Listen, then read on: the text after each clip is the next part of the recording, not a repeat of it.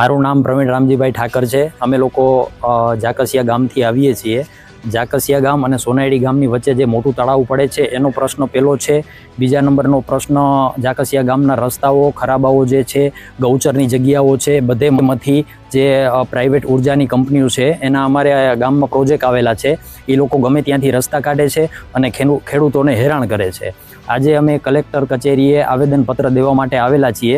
સરકારશ્રીની guidelines મુજબ જળ એ જીવન છે, તો જળને જ કેમ આ લોકો પૂરું કરી નાખે છે, તળાવને કેમ બૂરી નાખે છે? તો સરકારશ્રીનું અમારું એક નિવેદન છે, એક અપીલ છે કે આમાંથી આ લોકોને પાવરિકા કંપનીઓ જે છે, ઉર્જા કંપનીઓ છે, એમાંથી અમે ત્રાહિમામ થઈ ગયા છીએ અને અમે 30 વર્ષથી આ ભાજપ સાથે જોડાયેલું જાકસિયા ગામ છે અમારું। તો ભાજપ સરકારે અમારી સામે જોવું જોઈએ, અમારો પ્રશ્નનો નિવારણ લેવું જોઈએ। આ જો પ્રશ્નનો હલ નહીં થાય, આ પ્રાઇવેટ કંપનીઓ આવીને જે દાદાગીરીઓ કરે છે એનો હલ નહીં થાય તો અમે ચૂંટણીનો બહિષ્કાર કરશું, અણજળનો ત્યાગ કરી અને કલેક્ટર ઓફિસે અને ભાજપની કાર્યાલયોએ અણજળનો ત્યાગ કરી અને ધરણા ઉપર બેસશું।